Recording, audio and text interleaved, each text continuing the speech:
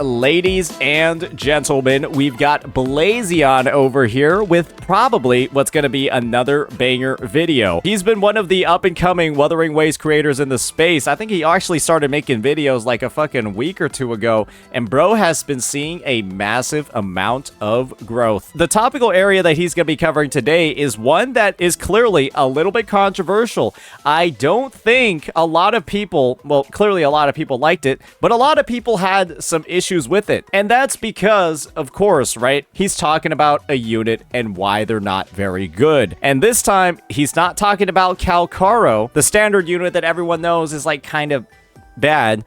He's talking about a limited one. And today's topic of discussion is going to be Yinlin. And I have some strong things to say about the performance of this unit. I think that she's probably, without a doubt, the worst limited character in the game. I've got a lot of reasons for that. I'll be happy to explain them if Blazion doesn't go in depth. But yeah, let's just go ahead and say that when it comes to Yinlin, before you go ahead and just say, oh, it's because you don't have her signature and you're not building her right, Saint. This is the build that I have for my Yinlin. I've got an Empyrine Anthem set that I rock with her, and her stats looking something like this, right? 73.9.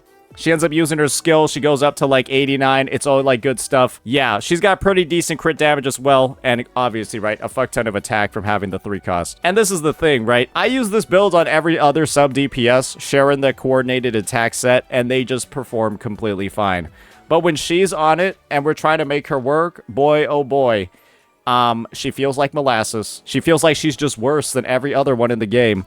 And it's safe to say that a lot of people thought she was going to be like the most future-proof unit of version 1.0, and that was just a fucking lie. So with that, hopefully, he's going to share some of those same exact thoughts. Let's get right on into it and see what Blazion's got for us, ladies and gentlemen. Sup guys, it's Blazion here, and today we're gonna talk about the most overhyped character of Wuthering Waves. Yep. And how the overhype doomed its existence. Yep, you heard me correctly. She isn't a good character, but got overhyped so much pre-release. And now 1 year later, what do we have? A character that is outclassed in everything that she does, and Yes. the only pull value is her weapon for other rectifier users. Yinlin is, yeah, her weapon is better than her.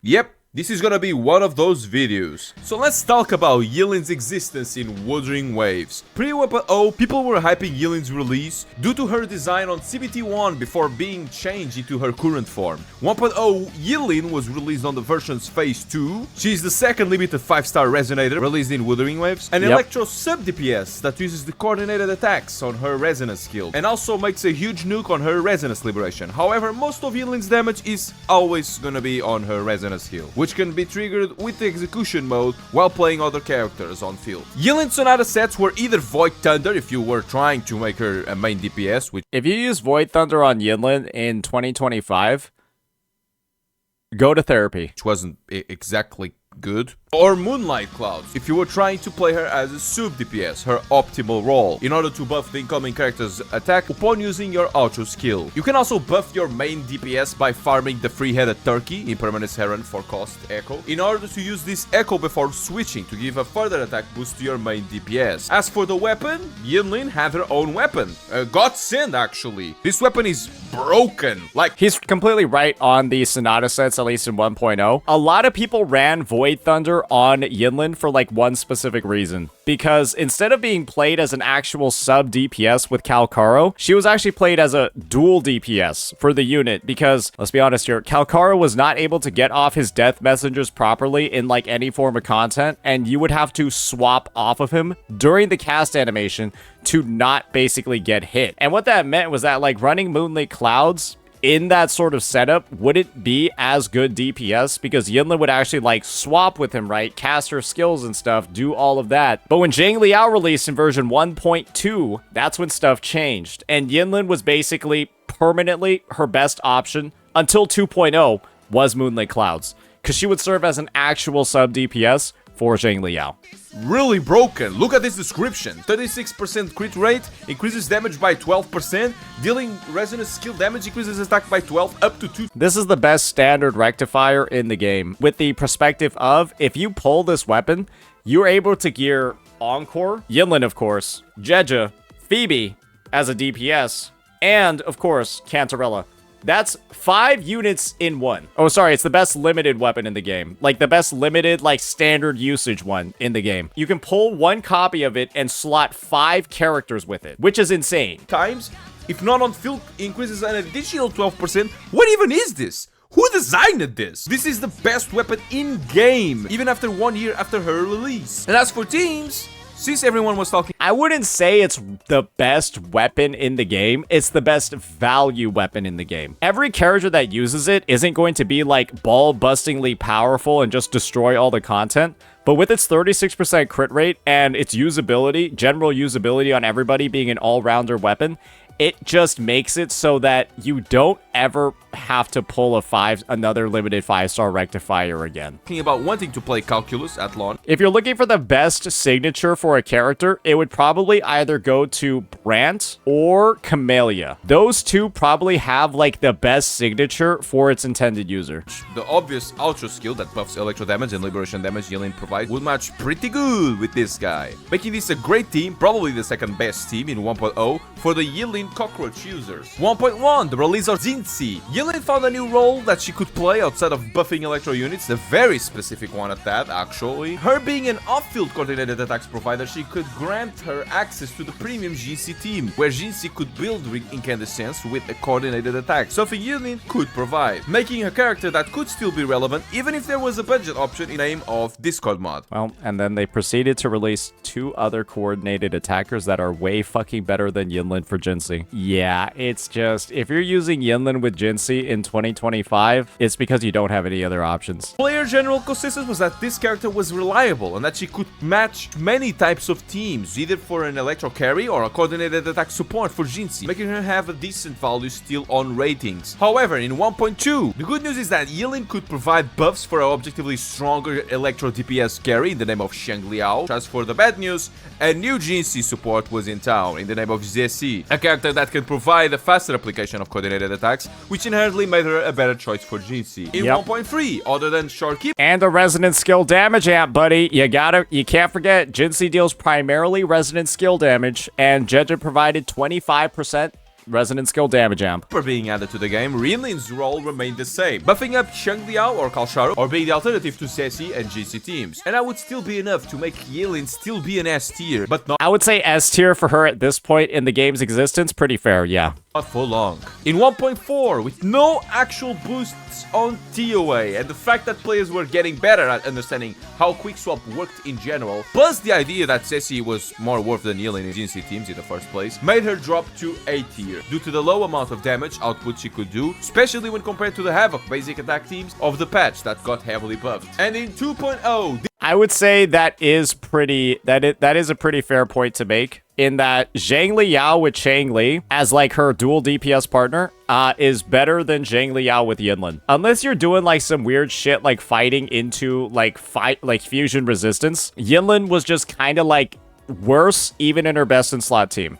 Or even with her best in slot teammate. Did she get anything? Yes, she actually got a lot of things. Yinlin did get the Empyrean Anthem Sonata set that really buffed her coordinated attacks while buffing the teammate on field, which was a constant buff, unlike Moonlit Clouds, that only happens after using Outro skill. And if you switched out, you would lose these buffs. Not only this, but you actually don't lose Moonlit Cloud's 22.5% attack buff from switching out. So, unfortunately, that is a little bit wrong. It just only lasts 12 seconds on Outro skill. But unlike other Outro skills, the Moonlit Clouds buff doesn't disappear. You can actually swap with it. Yinlin also got the new Nightmare Tempest Mephis that gave an unconditional 12% electro damage bonus and 12% skill damage bonus, making it very huge buffs for Yinlin herself. So did this change her placement in the meta? Well, not exactly. It wasn't good enough. Because if we do compare Gian and the Mortefi team, which kinda explains why Mortefi has a better placement than her, Gian, something I forgot to mention on my past video, got also the Nightmare Donkey Kong, which already gave Gian the buffs without needing to use the Echo skill, improving and smoothing out the rotations of Gian's team, including Mortefi, which technically increased their value, so even Mortefi has gotten buffs indirectly in a better team comp than Yinlin. And also the Hyper Carry Sheng Liao comp wasn't as good as the newer DPS comps, though Changli could technically still work with Carlotta. Changli still enjoyed very much doing Xiangliao, Changli quick swap teams. Even if high skill, she still was very strong, and she also got a buff in the name of Nightmare Inferno Rider. These buffs aren't doing anything at all, when every other unit that was 1.x is getting buffed at the same time. That's true. But did 2.1 in WuWa release help Yinlin out? No, it actually didn't. Not that she wasn't useful, it's just that better alternatives existed. Like I said, she can't perform well anymore with Kalsharo, and her better option prefers to do Shangli Xiangliao. She does, however, have an interesting use case in WuWa, as her skill basically applies a mark to every enemy hit, and when she heavy attacks, she'll hit every single enemy with that mark, and generate even more concerto than she normally does. So the end result is that she can actually rotate really fast and be like an insane outro skill battery in WuWa. That's like one of her unique use cases there, and all of her intercoordinated attacks are way more AoE than everybody else. So yeah. Or, in this patch, Brad Xiangliao. And in case of GC teams, she would never compete with Zessie. At least she could do more damage than Zessie, I guess. But at least she could still provide some damage in those teams, right? And this is kind of the real issue of why Yinlin is bad. It's not because she's a bad unit, per se. It's simply because she tries to do two roles at once, while not being great at none of them. She's too slow. The issue with Yinlin is that her buffs are fine, her damage is okay, but she's too fucking slow. It might just be worth doing like a gameplay comparison over here, and then we can just see, right, how a bunch of sub DPSs work in terms of like getting a full concerto rotation. We'll fight against these Diurnus Knights because they kind of just chill at the start, and you can see like how ridiculously slow she is. I'll just put up like, fuck it, we'll just do like this team of sub DPS characters, and you will see firsthand just how long this takes. What's fair is that she actually has a like outro skill, right? So we're just going to go ahead. We'll generate a full concerto on Rosia, just doing random stuff.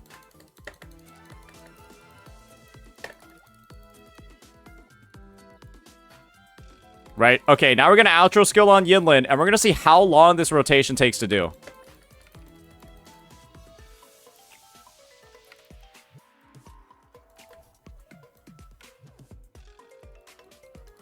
Okay, we're still going. All right, we got it. Boom, after a dodge. And this is Jedge's.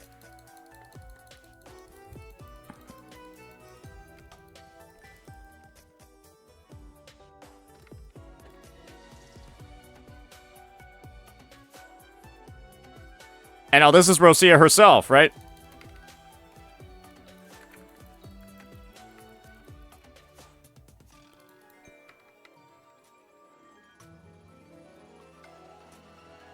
Everyone is so much faster than her, it's ridiculous.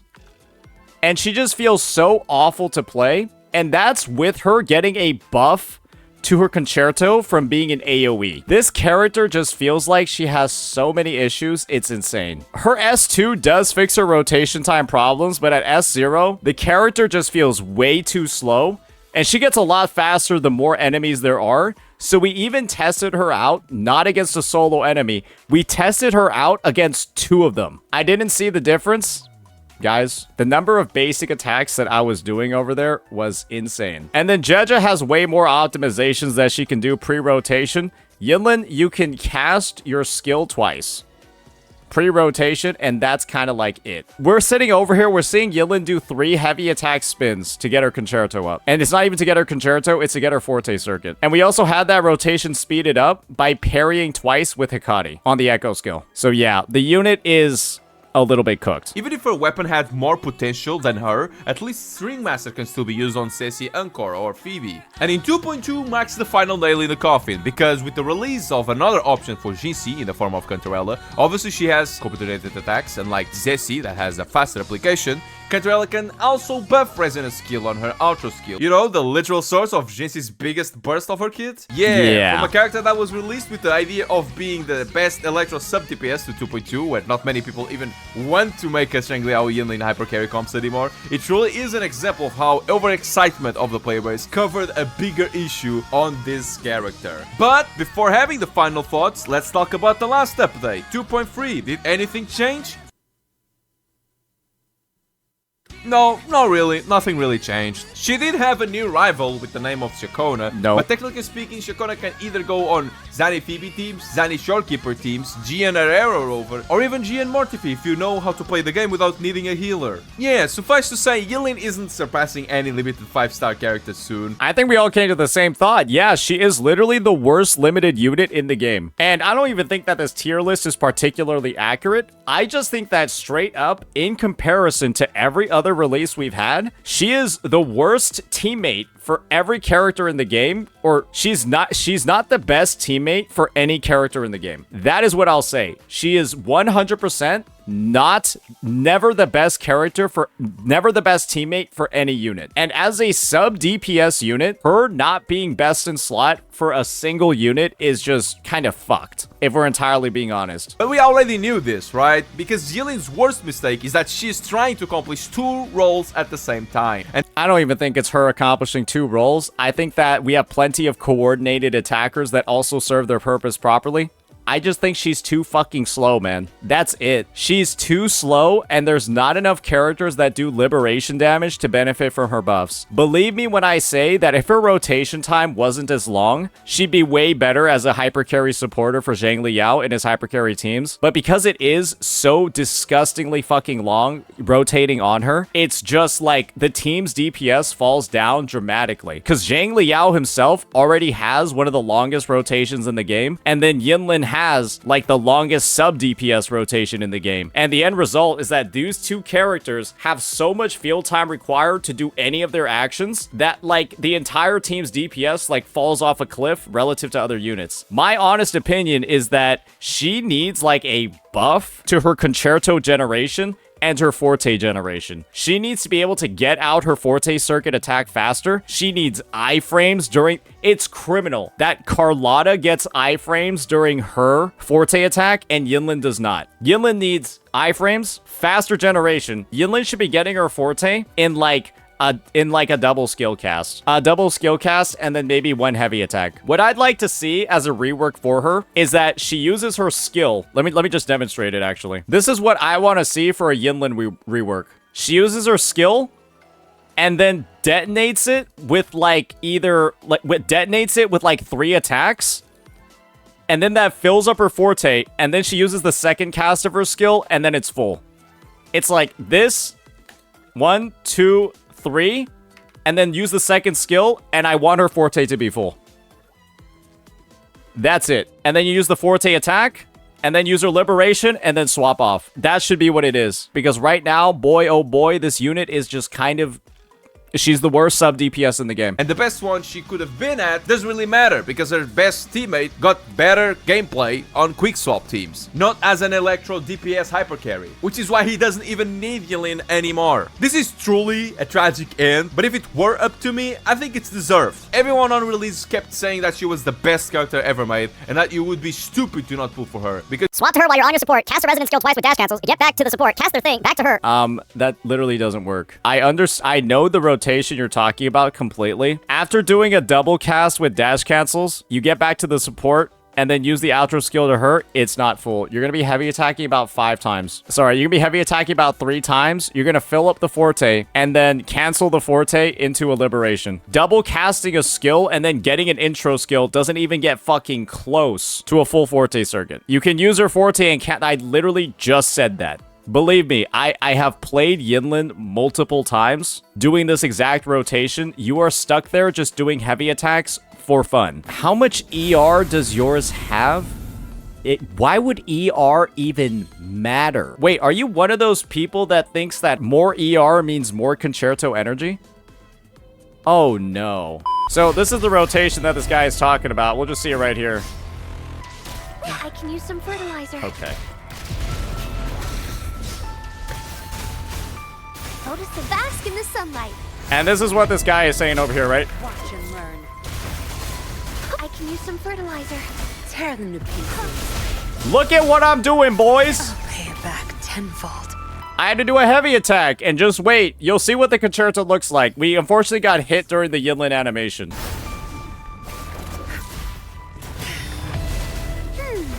Tear them to pieces. Alright, what are we doing, boys? Think you got the zap string. It's our curtain call. We cancel the Forte. All right, there we go. Variable elimination. We're sitting there heavy attacking like 3 times to max it all out.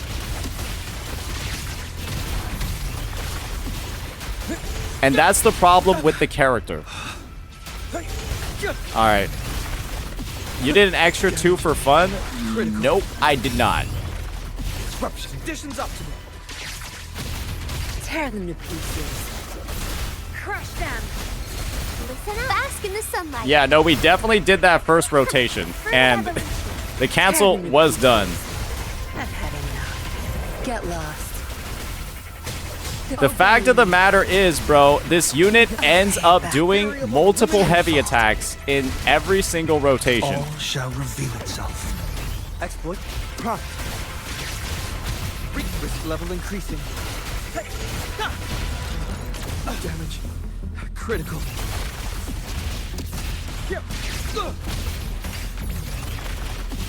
Tear them to pieces. Oh, and her parry can miss too. Yeah, that kind of, her parry, yeah, her intro skill can just miss as well, as you just saw. That's the issue with Yinlin compared to pretty much everybody else. And believe me when I say, she's also one of the most exposed units in the game as well. In the fact that as a sub DPS, she has like almost no movement at all in her kit. And it is so easy, as you just saw from that gameplay footage, for her to get her abilities canceled. And if you're gonna do her Forte cancel with her Liberation, you kind of like have to sit still for a second. You kind of have to sit still and just hope that you're casting it during a window with the boss. It might mean you have to like dodge then like Forte and stuff like that. Characters like Jeja, you're just like fucking going, bro. Cantarella, you enter Delusive Dive and you might as well be invulnerable. Rosia has a similar issue. That's why I think Rosia is pretty clunky as well. But it's just, I mean, at least she gets like aerial, vertical movement up and down. That's what Rosia gets. And the end result is that she can at least try to dodge attacks while doing her animations. Yinlin is just like, okay, good stuff, guys. Yeah, let me just sit still for half a second to cast my Forte. Kind of feels like shit, if we're frankly being honest. Because she would be future-proof, not realizing her flaws in the moment. Now, I, as a GM main, I totally accept this remark, because I'm the one laughing at her irrelevancy. Could she potentially get a buff in the future? Probably, but the fact is, if there is a good DPS that wants coordinated attacks, they got better options. Adding a specific liberation damage scaling electro DPS?